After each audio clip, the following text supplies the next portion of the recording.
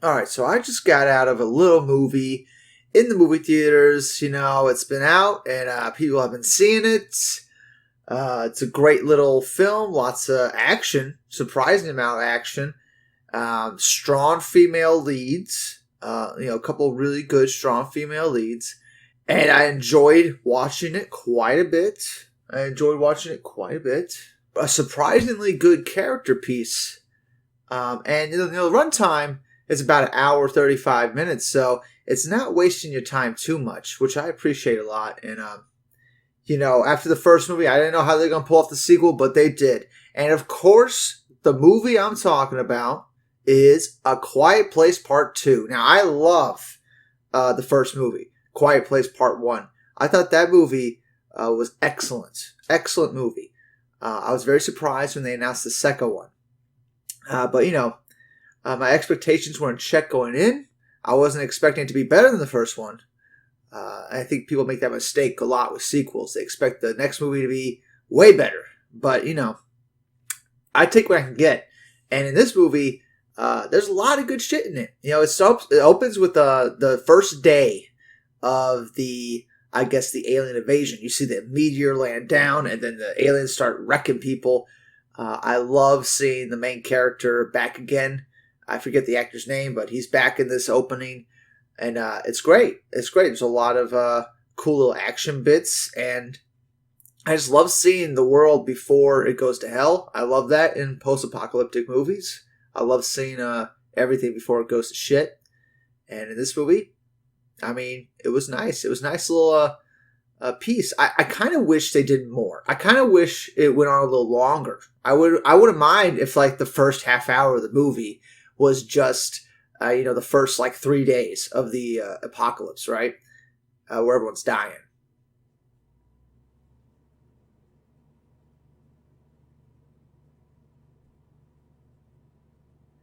I wouldn't mind that. And in this opening, you get introduced to Cillian Murphy's character, who shows up later in the film. And after the opening, you pick up right where the first movie left off.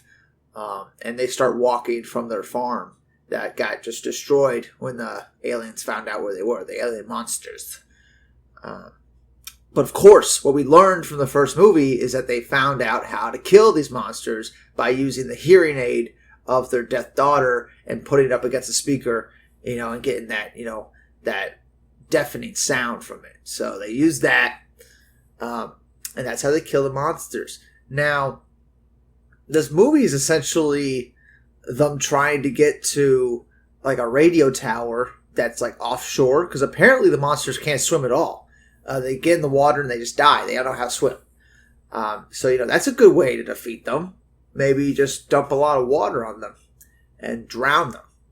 But anyway, so islands are safe. So I guess in this world, like Hawaii, wasn't touched at all. I suppose the island nations are fine in this world.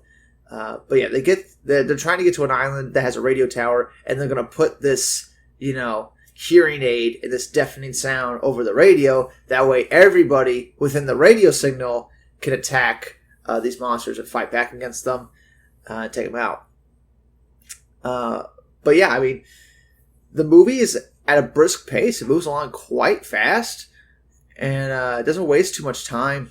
There's a couple dumb character decisions. There's this one a part of the movie where the mom has to just leave her son with the baby because she has to go get more air tanks and more meds, and the son for some reason decides to go exploring this area that they're in, with just leaving the baby, just like exploring. I don't know what he was looking for. Like, that was a very confusing part. I don't know why he left.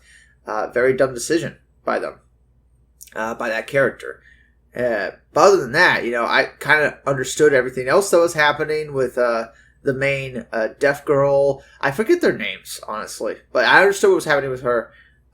She had a very good motive to get this to get to the radio tower, right?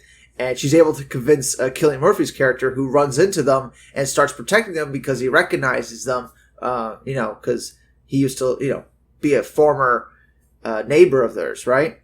So he recognizes them, and he starts helping her get to the radio tower and stuff. but the movie is at a brisk pace and it is kind of short.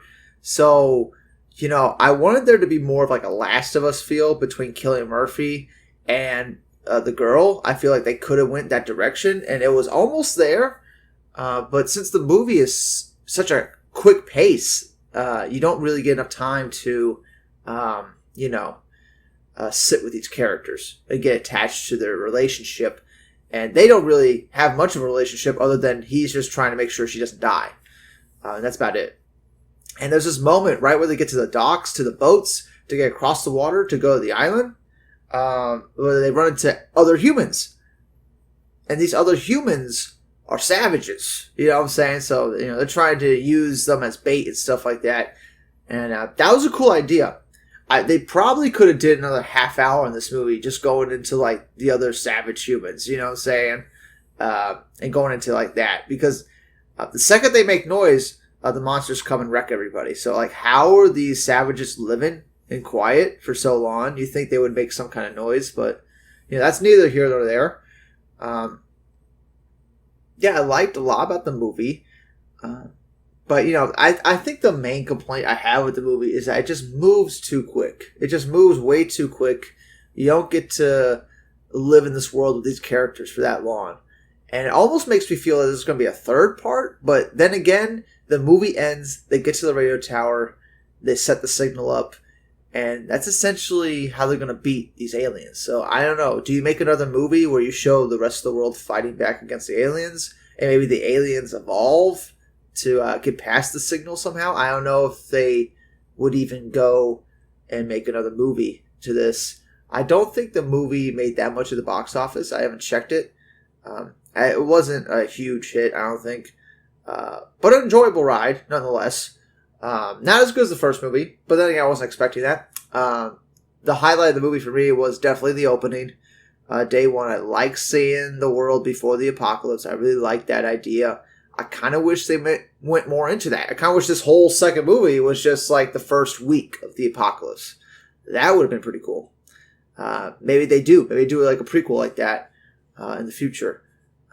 But yeah, I like the movie. I don't think it cost much to make, so I don't think they needed that much in the box office. But hopefully they got enough back to make another one.